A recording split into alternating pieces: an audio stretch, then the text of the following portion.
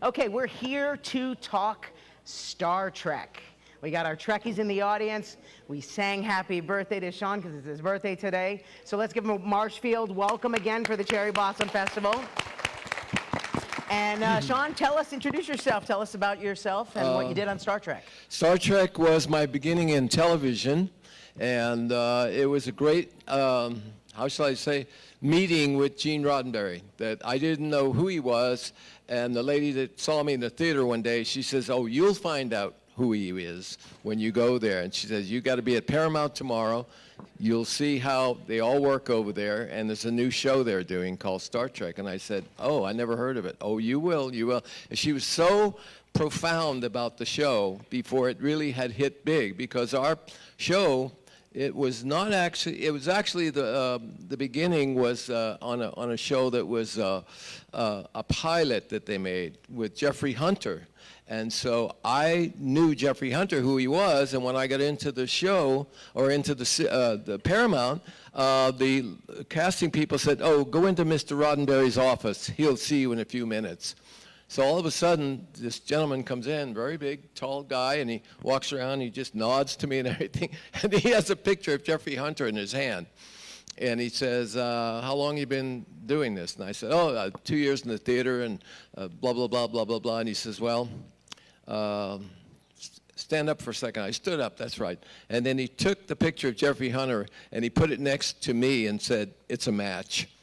He put it down on the desk. He said, "Sit down." I sat down. He says, "First of all, are you allergic to this certain kind of makeup we're going to use?" And I said, "Oh, no." And as an actor, even in theater, you never say yes to anything that's bad. You say, "Oh, no, I'll go through that. Everything will be fine. No problem, no problem." So that's how I got the part of Captain Pike in the wheelchair with all the scars and everything.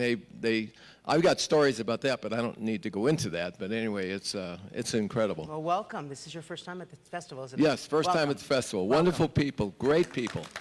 She's got her cherry blossom pink down there. There she is, Sandy Gimple. So tell us who you are. Yeah, go. And what you did in space. Listen, I'm really honored to be here. This is my first time here also. I'm Sandy Gimple, and I did the original pilot, The Cage. I played a Telosian. With the heads and the whole thing. And then I got to come back after they didn't sell the pilot and do Mantrap, where I got to play the salt vampire and suck the salt out of Shatner's face. So that's how I got started on Star Trek. And how about our lovely young lady in the middle, Beverly? Young lady, thank you. Yeah, you're welcome. So nice to be here. I just have to say something first, because I'm speaking for so many of us here that are all friends, and some of us have been here a few times. This is my third time.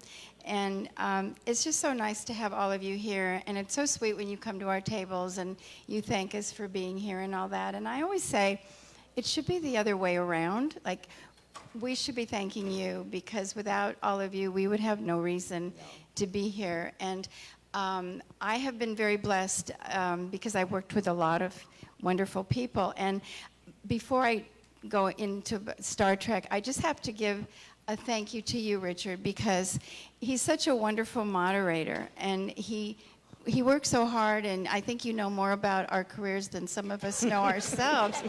And it's funny because, well, I've been very fortunate that I've worked with a lot of people, and I feel very grateful for that. But one time I was doing one of these little panels, and it was a very nice moderator, and he was asking about certain people. And then he actually asked me if I had ever worked with Clara Bow. And it's like, she was from the silent movies. I mean, I'm old, but I'm not quite that You old. weren't the it girl. So You I weren't just the have to it girl. thank you, because you always know the right questions, and you know all about us, and it's always you. a pleasure. Well, we're happy that you're here, and you guys all make it fun, and the audience always makes it fun for us, too. Does anybody know, here's some trivia, does anybody know who we owe a debt of gratitude for having Star Trek on the air to? Lucille Ball. Yes, Desilu Studios. Lucy saw something in that show, and she said, "This is going to be a hit." I worked with her son, and on the show, and he told me on a police story. I was in Police Story with Lucy's son, and he was telling me about Star Trek, and he said, yeah, my mom, he said, you know, I don't know if you know this, but during the time that it was starting and going, she walked in one time and she was telling people all about this and this and that, and then all of a sudden I had to stop her and said, Mom, it's not a comedy. She thought it was a comedy. For the first 3 or 4 weeks, she said, oh, when are they going to start laughing more? And she helped finance the show.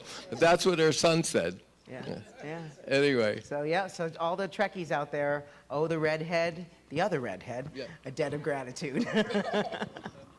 Do we have some questions? Let's start with questions. We usually do it the other way around, but does anyone have any questions for our guests? Yes, sir. Yell loud. Sean, what was it like meeting Anson Mount? Anson Mount. Oh, very, very, very good.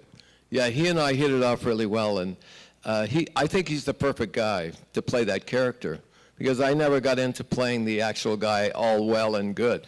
And we talked about that, and he says, well, you know, because I know he was on the railroad show, you know, the building of the railroad, and what's interesting is his guy, his boss on Hell on Wheels, was a Star Trek guy.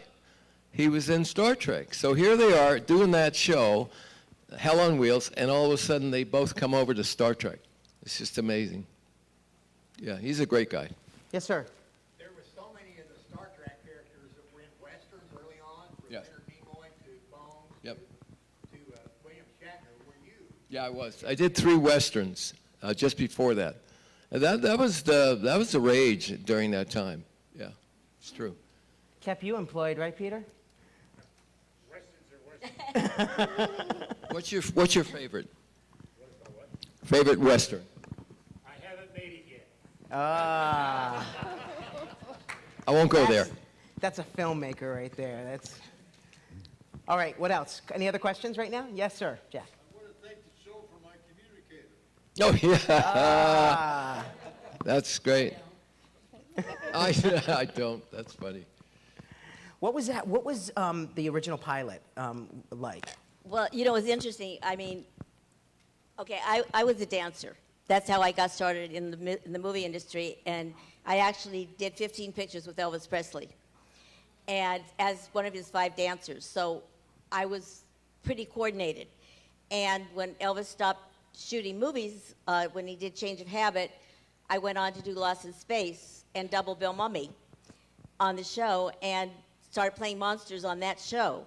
And as Sean said, I wasn't allergic to all the stuff that they put on me. So when Star Trek came up, they called our stunt coordinator and said, do you have anybody that can play a Telosian that won't break out from all this makeup? And he said, oh, sure, we don't need Sandy for a week. Go over there and do that show. So I did, and it was really interesting. It was 3.5 hours of makeup to get the Telosian stuff on. They put a bald cap on, and then they'd put veins in the head, and then they put pieces all over your face. And then to make the veins move like we could do mental telepathy, they had a tube that ran down your arm to a ball, an air ball in your hand, and you would squeeze it so that the veins would move. You know, and today, you know, I've got a special effects guy off the side moving, you know, the mechanisms and stuff. So I did that, and they didn't sell the pilot. And so I went back to work on Lost in Space, and then about a year later, Lucille Ball put up the money to do the show because the network didn't want to. And they called me back and asked me if I could play the salt-sucking monster. And then I got to work with Shatner because Gene had, you know, recast the show. And that show, that particular thing, I mean, it was, you couldn't see out of that costume at all, let me tell you. I mean, I would go, the suckers on the hands were past my fingers, so I would go to put my hands on Shatner's face, and I'd miss him. I would hit him in the back of the head. I mean, it was terrible. I was so embarrassed I wanted to cry, and he's laughing. He thought that was really funny.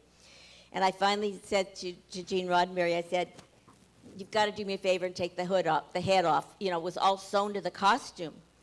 And I said, I can't see. Let me figure out where I am and back myself up, you know, and then, you know, figure out so I can hit him just perfect in the face.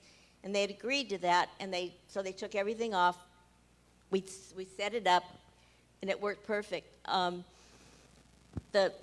When I would morph from the girl to me, or she would morph from, you know, back and forth, they would have a screen in front of the camera, in front of the lens, and they would draw our position on that lens, and then they'd take out the other person, put one of us back in to match perfectly, and then take the plastic off, and then we would shoot again.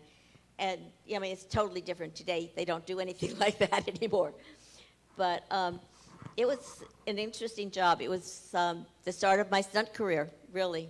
I know this little cute petite thing does these stunts, these amazing things that are so dangerous. And I cry on the merry-go-round. I mean, I don't know how she does what she does, but... Beverly, what was your favorite part about playing Arlene? Well, when I did my episode on Star Trek, it was the second season, and it was an episode called The Deadly Years. And I wasn't really that familiar with it, and it wasn't really that popular yet. And so when I went to read for the role, the first thing they said to me was, are you claustrophobic? And I didn't say anything, but I thought to myself, that's kind of an odd question, because thought I was there to read for the role, and they're asking me if I was claustrophobic. And I said, no, I'm not. And they said, okay, good. And now we want you to read. So then I read for the role, and it turned out the reason they needed to know if I was claustrophobic is because it was the episode where we all got old, and I was Lieutenant Arlene Galway. So I was the youngest on the crew, and I get this disease, and I start to get older and older, and then in the end, I died of old age, and at least I got to die in Captain Kirk's arms, so it wasn't a total loss. But the makeup, well, we can all attest to that. The makeup was pretty grueling. I know for me, because they had to make a plaster cast of my face and then a rubber mask, and I had to breathe out of a straw till the plaster cast got hard enough so they could make the rubber mask and put it on. So I was in makeup like 4.5 hours, kind of like today. It takes me the same amount of time to do my makeup, but anyway. But Sean, you worked on the show from 1966 to 1967, and then you went off to do art and do lots of other different things. Photography was my favorite Yeah, thing. and Legos? Yeah. And but when did you figure, like, oh, wait a minute, this thing is still popular? And because everyone always has those stories where the shows are happening and there's an artist that did something a million years ago, and he goes, what do you mean, somebody's going to actually pay to get my autograph, or they want to meet me? So when did that all happen for you? I guess it was just 10 years into it, and somebody called me, and I had moved over to Arizona, and one day I'm driving up the main street in Arizona in Phoenix, and I see a big sign, hand done. It says, Star Trek Expo, come on down. Yeah. And I walked in, and everybody had a fake costume they made. Nobody could buy anything. They made them, and they put the little shield over here and everything. Yeah. And the guy was asking me, he said, you want to come in? And I said, well, I was in the show. You were in the show? Who were you? I said, I was Captain Pike. And can you wait right here just for a minute? So all of a sudden he goes in. There's about 75 or 100 people in the place. And Yeah. Captain Pike just showed up. And they all went, yeah! They came running out in the lobby. Right. It was really weird. And then I went in and started it. And then I realized that it's a phenomenon. It is This a thing is phenomenon. coming It back. truly is. I mean, it's known all over the world. And to think all these years later, because it was not on TV, it was like Oh, 3 no, seasons no. or Yeah, something? yeah, It was a barely. short-lived. Well, I can say I got everybody paid because I found out that they were not paying us for stuff overseas. And the guy called me from Paris, and he said, oh, Sean, you all know this, and Star Trek is very big. And I said, wait a minute, I got to see if I get checks from you. He said, no, you better check on check. I said, okay. So I go and I ask, and no money from SAG. Oh, and then I called the guy at SAG. I said, wait a minute. I went into Barnes & Noble, and I saw all of us, my 4 episodes I did, on VHS in a line. What? Yeah, Star Trek. Do you know that Barnes & Noble is selling this all over the country? No, man. I said, yeah. So can you check into that? He said, yeah, I'll do it. And so I waited and waited. About a month later, he calls back. He says, Mr. Kenny, I just want to let you know you got just 2,500 people paid. Wow. Wow, good. Thank you. Yeah. That happened. Do you still get those 10-cent checks every now and then? Yes, absolutely. We all No, think no, no, we all think celebrities are super No, rich and they get no. paid lots of money for these episodes, You know, right? we didn't make anything for the What was longest the time. smallest check that you ever got? Oh, I know. I got one a couple weeks ago for 1 penny. Yeah. And Yeah, it's I so got funny one. because I got one for a couple of dollars, but what's really weird the other day is the guy called me and said, they want to use your image on young Sheldon. I said, what do you mean? Oh, the kid's supposed to look up at the TV, and there you are, and you're in the wheelchair coming down and going into another room. I said, they're going to do it. And I said, oh, okay. He said, no, I think they're going to do it well. I said, oh, okay. And I laughed about it. And then all of a sudden, I got a check for $1,500 about 3 weeks later. Yeah. I'm saying Easy somebody at SAG is looking out for us. Right. Somebody, as Right. we hope. But we get foreign residuals too. Foreign. Yeah. We get foreign. And one time I got a residual, and it was listed. There were 10 different shows that they had, and they go through this whole thing, this procedure. They list the name of the show, the name of the episode, the production company, the gross amount, the net amount, and so they were all individual. And there was one from Sweden and Switzerland and Hong Kong Wow. and Japan and Italy and Germany. Amazing. And what they did was they put it into one check. It was a foreign residual, but they had it itemized so you'd know what it was for. And the check for all these shows was $10.97. Yeah, what's the They deal? took taxes out, didn't they? yeah. They took some A lot taxes of out. taxes. But it's so funny. You get your all your foreign residuals come in Yeah. a pink, in pink paper. Why, I don't know, but it's always pink paper. Because they're on- And they're all lined up. You get like 5 pages of them, and you're thinking, oh boy, until you look at the check. And it's like $10 or $20 if you're lucky. And there are checks, I've gotten checks for a penny that they took the taxes out of, so the check was zero. Zero. Well, oh, really? Wow. You Oh, beat and me. there was a club in Studio City, a bar, and it says, he who has the lowest residual check gets a free drink. So anytime I got 10 cents, I It's got to crazy. go over there. Yeah, get a free drink. Questions? Anybody else got some questions? Yes, ma'am, in the back. This is not Star Trek related, but Sandy, my mother said that you did stunt doubles for Debbie Reynolds. Sandy, did you work with Debbie Reynolds? Did you do Stunt stunt Yeah, work? I was Debbie Reynolds' stunt double. The funny part about that is, there's this place in California called Pacific Ocean Park in the 60s. And it was a theme park where people would go. And Westinghouse had a show. They had a Jack and Jill dancer come in and dance to bring the people in to the show. So I got that job, and I had a 3-year contract, and I had gone out and auditioned for West Side Story while I was under contract, because I was like 21 years old. I didn't know what was going on. So I got the job as a jet, and then Westinghouse wouldn't let me out of my contract, so I couldn't do West Side Story. So as soon as my contract was up, I auditioned for the Pleasure Risk Company with Fred Astaire and Debbie Reynolds. I got to dance on that show and met Debbie and went on to double her till the day she died, actually. We became really good friends, and she actually, we did a show called These Old Broads, Oh, yeah. and I stunt coordinated the Great- show great movie. and directed second unit on it and doubled Debbie. So if you've never seen These Old Broads, it is phenomenal. It's It is. classic. You guys, you should see it. It's Elizabeth Taylor yeah. Oh, wow. and Debbie Shelley- Reynolds. Now you know what happened between those Shirley two. MacLaine. Shirley MacLaine. Yes. And it was just a great, Oh, great it was crazy. About old Hollywood actresses that get Yeah, together. and working with them was and just funny enough, iconic. in life imitated art, art imitates life. Debbie Reynolds and Elizabeth Taylor had this feud, and in real life, of course, we know And what happened. Carrie wrote it. Yeah. Carrie Fisher wrote the Yeah. show, Yeah. which was And you also so doubled cool. Sorry, Betty White. Betty White. Yeah, I doubled Yeah. Betty White too. That's my dog's name. I named my dog after Betty. You named your dog Betty Well, White? she She was a would re- love that, by the way. I know knew that. Betty, and she would love that. I know that. Yeah, yeah. My little dog was a rescue. She had been confiscated, and she was 14 years old, and she's all white. She's a little Chihuahua who had been confiscated, and I've always been a huge fan of Betty White, and I thought she would love that, so Yeah. I named her Betty White, my dog.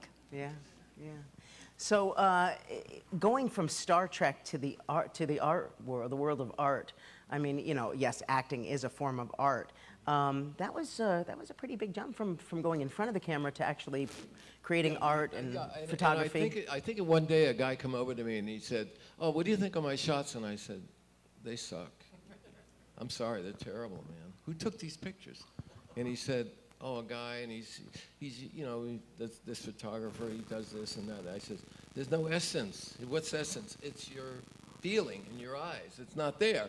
So I said, "Come on outside." And he was doing commercials, so I took him outside. I started taking, I said, "Say a few words." And I said, "What?" And I say success, like you're thinking it, success. And he smiled in his eyes, and I started to take it. So I learned that these keywords you would give people to say, then take their picture, it comes out. The soul, the feeling comes out. So all of a sudden, that's how it happened. Sean is an amazing photographer. He really, truly is. and then And I his started- darling wife, Taki, I know, I see her. They come to, you just moved to Vegas, right? Yes, we Yeah, did. that's where I live, and Cynthia Yeah, Pepper so we're lives, gonna and be Mimi neighbors Gibson again. is moving too. And now, I know, Yeah. we're going to be neighbors again. Yeah. But I would meet them when they would come in, and Sean took pictures of me. It was so much fun. And he's an amazing photographer. I especially like the fact that at certain times, I wanted to do theatrical people, and I didn't. And all of a sudden, I would see a guy I did 2 weeks earlier, and in the mall or walking around. I say, "Hey, Roger," yeah. He says, "What's your name?" And I said, "I just took your pictures 2 weeks ago." "Oh yeah, Kenny, Sean, yeah."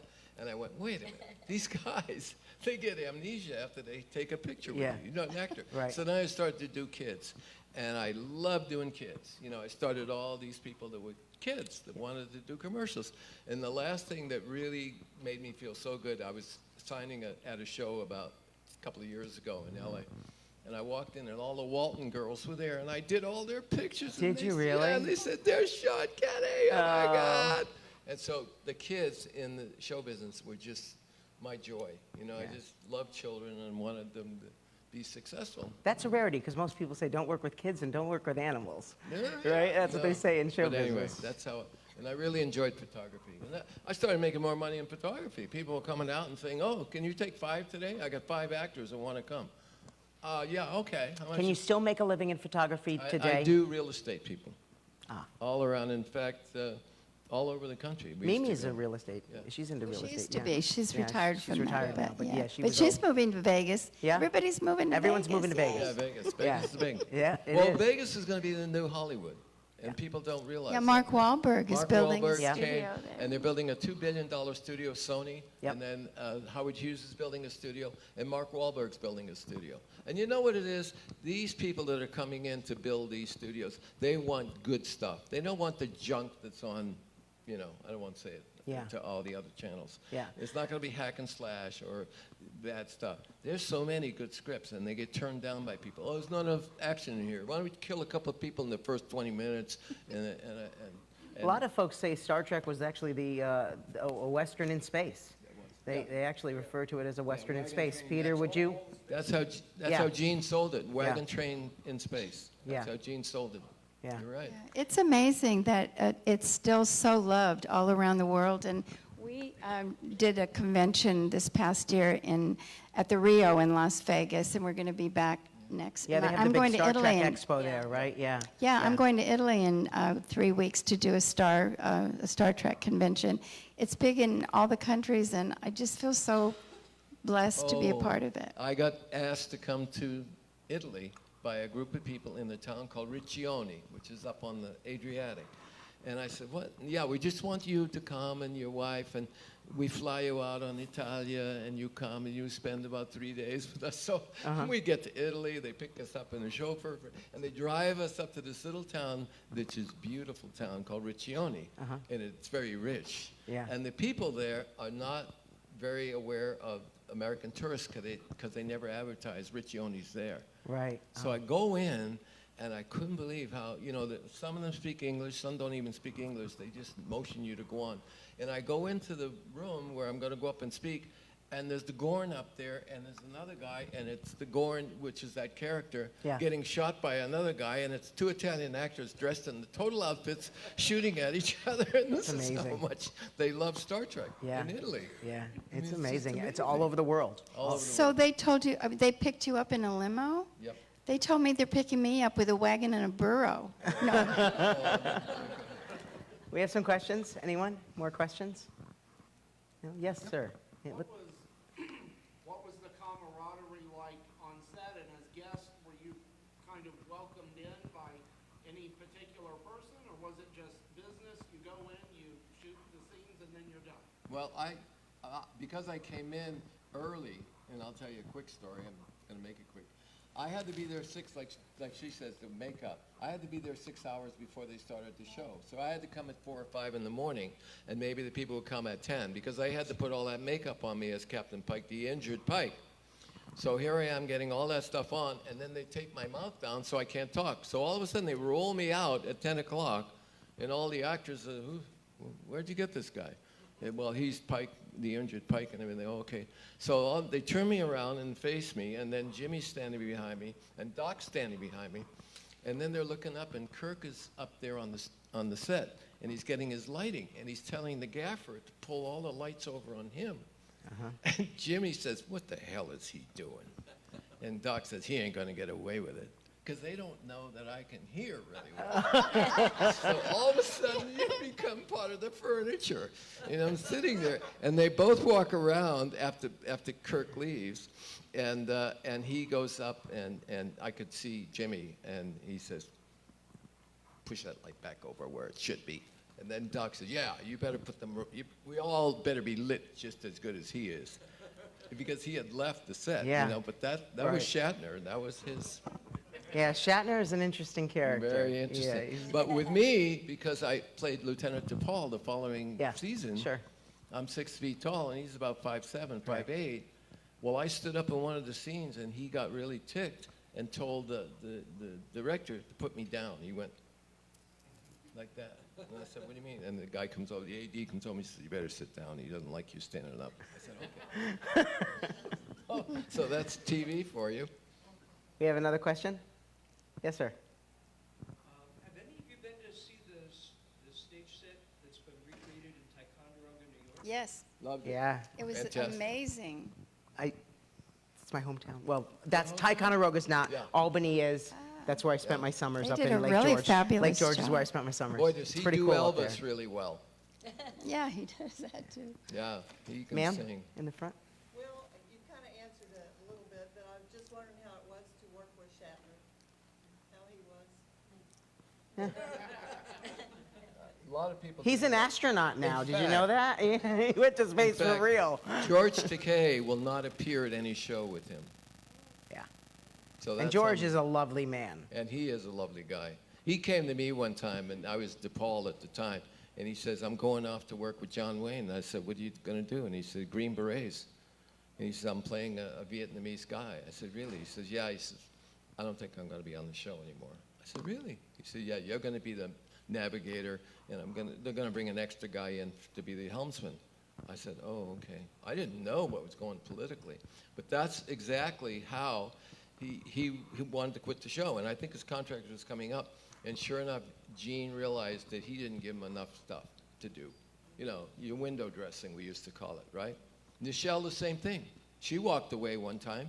She went to Gene and says, "I'm leaving. My contract's up in October." And she goes, and then she goes to the NAACP meeting in LA, and who's there? But, what's his name? Martin Luther King. She walks in and everything, and the wife comes running over, and she says, "Oh, my husband wants to meet you. You're the best thing on television." She goes, I just gave my last, and she says, "What? Wait till I tell my husband."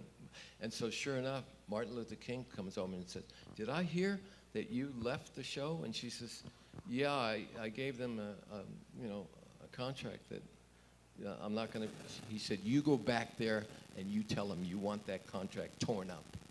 So sure enough, she told me. She went back there the next day, and she went in and told him about Martin Luther King.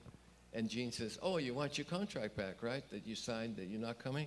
And he opened the drawer, and it was all torn up.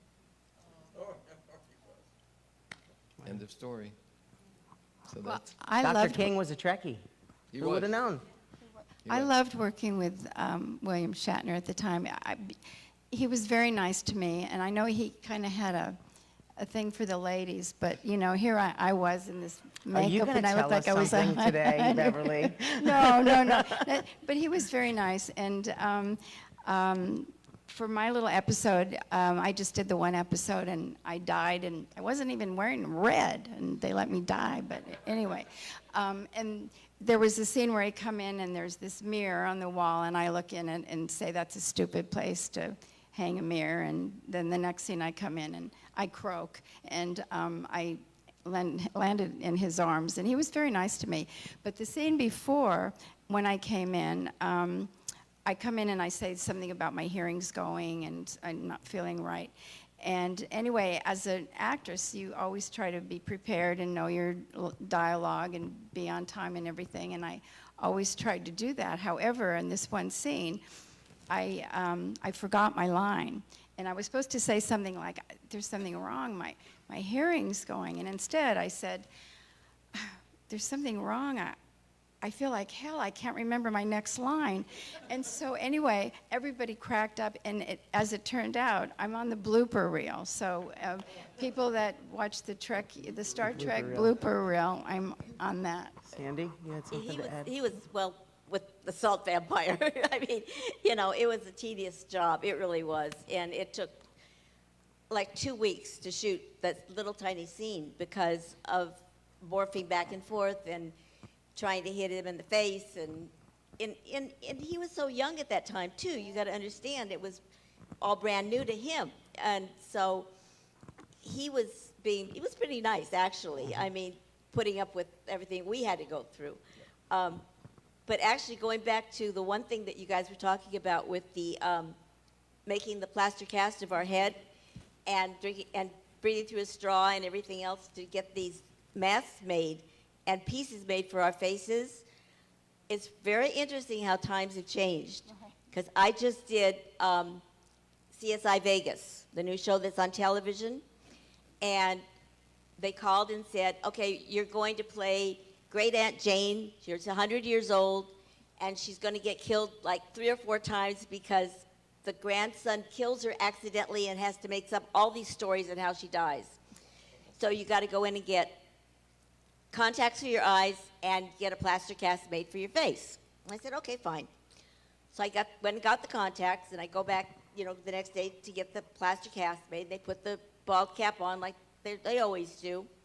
Next thing I know, they've got a camera taking digital pictures of my head. And I went, what are you guys doing? And they said, oh, we don't have to do a plaster cast anymore.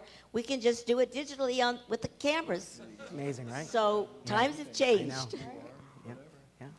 Yeah, it's amazing. Yes, sir. I know the show had writers, and really it was a blank canvas to write into because of the potential.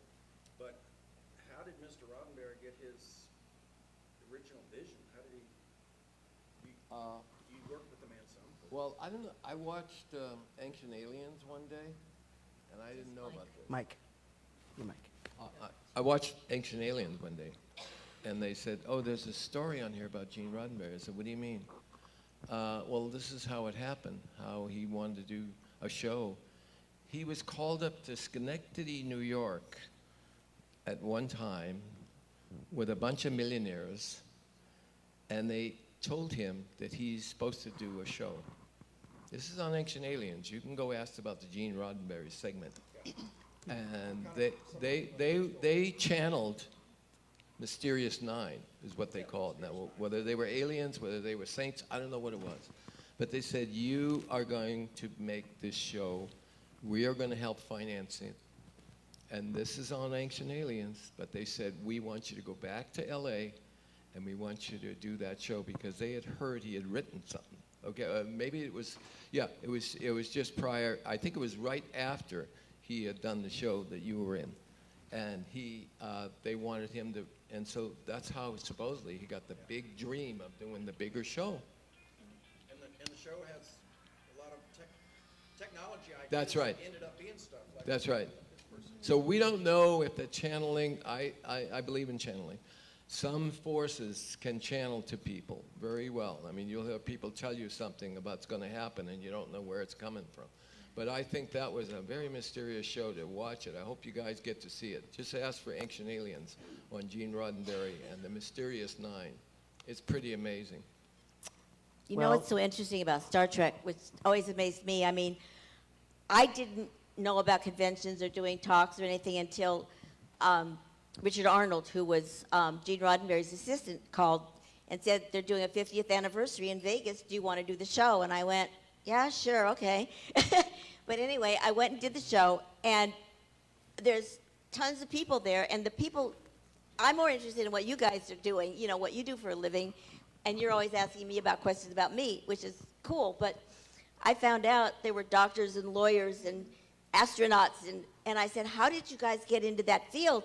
And they said, it was because of Star Trek. Yeah. And because Gene Roddenberry was so ahead of his time. I mean, he had iPads and cell phones, and we never thought of that in the 60s. I mean, you didn't even have that. Flip phone communication. Yeah, flip phones. And that's our first cell phones were flip phones. The guy that did the first flip phone was Motorola, and he was a Star Trek fan, the guy that invented that. You have a question? Display at the Smithsonian that they have that's They have a blaster at the Smithsonian. They have one of the blasters. but didn't they also have like the model? I don't know. Of the Yeah. model? Yeah. Yeah. But it was Well- the fans that brought it back, because, you know, it was a short-lived series. And the fans, that's Yeah. why they brought, Never been off the air. Never been off the air, really. Well, we thank you for coming and joining us. This has been fun. Boldly going, right? Yeah, we'll be there tomorrow for you. Yeah. If you Come to want- the autograph show tomorrow at the community center in the morning, Friday morning, and then Saturday as well, and meet these folks and get a picture and listen to some more stories and share And your stories. I too. don't know. I think I have a book about my life that, as a stunt lady in breaking glass ceilings for women, and I think it's out here in the hallway. Is Oh, what okay. we were going to. Yeah. And we'll Oh, have that's it good. also and tomorrow. I have a at book the if you autograph. want to come by tomorrow. So, I'll have a book. If anybody's there interested. for you, too. But We you all guys, have thank books. you so Everybody's much got a for book. this. This is incredible. Thank you for having me here. I really have been having a great time. Thank you so much. yes, thank you thank very you, all much. of you.